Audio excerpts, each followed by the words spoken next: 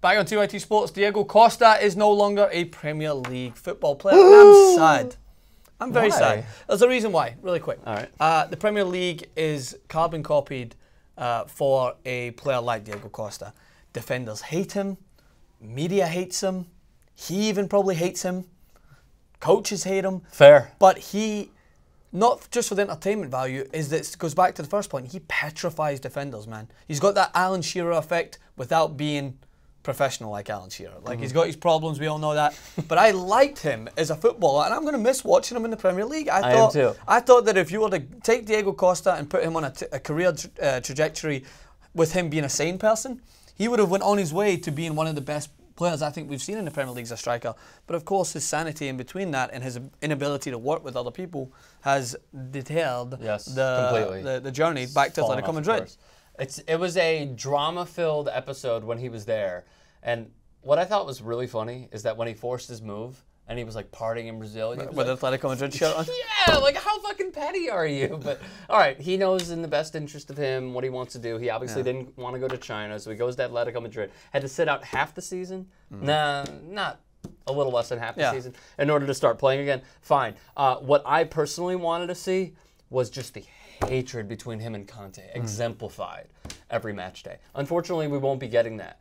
But what we will possibly get is more highlights on Twitter where he's going at defenders who have veneers many, many times over and over and over again. But yeah, like it sucks. Like I would have loved to have seen him like try to take on other guys and then just get put on his ass. But then you knew, like in the 88th, when they needed a goal against a shit team like Watford, no disrespect, but when they needed a goal against a shit team, he was there, and he was going to score. And were they the most aesthetically pleasing? No, but he scored, and he scored many times and many times over. He's a lightning rod talent who is so controversial in a way, because of his offensive skill set and also just him being a headache. He's a little Oda Beckhamish. Yeah, I can see that, and a little Mario Balotelli-esque, and a little, all these guys that have got this raw talent, but they just don't have the other part of the game mastered, which really can cause some problems. But when Diego Costa, part of the game? What do you mean by that? The mentality part of the game, the not being bipolar part, right? That we know that FIFA 18 should they put in a Diego Costa? Diego Costa. I think they should put it in as like, what would your rating be for the Diego Costa rating? Pepe would be great. He'd be up there in the 90s. Oh my God! Well, he, to be fair, shored himself up in the last couple of years. I mean, I don't think he still doesn't get enough credit for how good he was in the Euros, in my humble opinion. But Pepe looks so different with and without hair. Yeah, he does. Like, I mean, completely different guy. A lot less intimidating with hair. the hair. But without the hair, Jesus Christ. Like, I'm never run into him in the street. No way. I agree. Diego Costa, the one thing that I give Chelsea credit for is they knew that this was going to happen, and signing Morata, as I talked about with Jason before in the clip, smart idea, right? Because he's a similar player, but he's not as controversial as him. He's a little bit more consistent when you give him that confidence, because we know that he hasn't been the #1 striker for the clubs he's played at. So I think he's going to get that confidence for Chelsea, and he fits well into that system without having to adjust the players around him. Diego Costa, however, had those. What was that? Diego Costa, however. Oh, I thought you said whoever. However, as much as he wouldn't, when you put his name on a team sheet, you're not going to guarantee that he's going to stay on the park for every 90 minutes. But can I sit here as a football fan and connoisseur that I call myself and say that I would rather on his day have Diego Costa than Alvaro Morata? I would. Especially in the Premier League.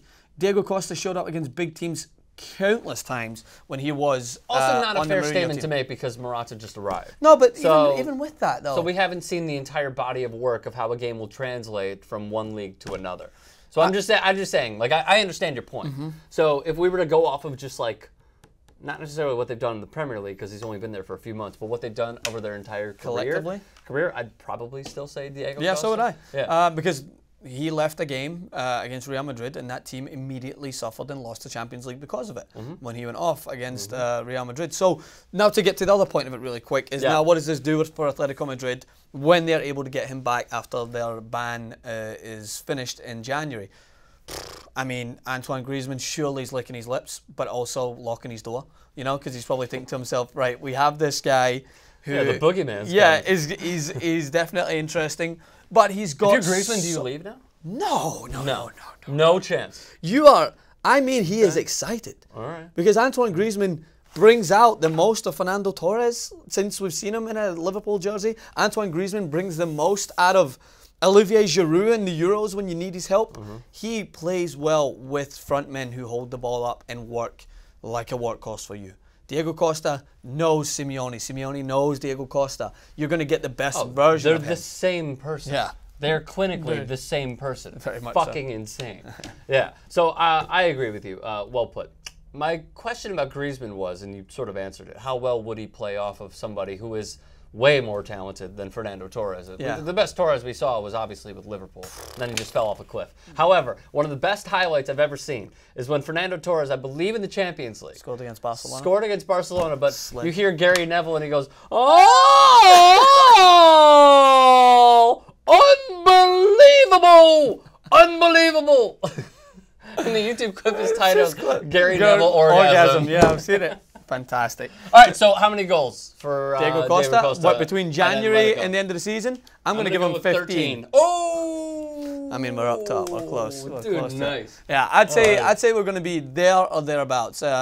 Antoine Greizmann is a special type of number 10 to play off of that number 9 because he's going to give you 20+ goals if he can as well. Right, And that's what Atletico are based on. They're not based on a front scorer like Ronaldo who's going to bang in all the goals. Even when they had Mandzukic, even when they had Falcao, even when they had Diego Costa, there's still players chipping in. So I think Atletico Madrid, if they're able to maintain a good run of form up to La Liga, watch out for them, man. 20 seconds. Who fell off a cliff more? Radamel Falcao or Fernando Torres?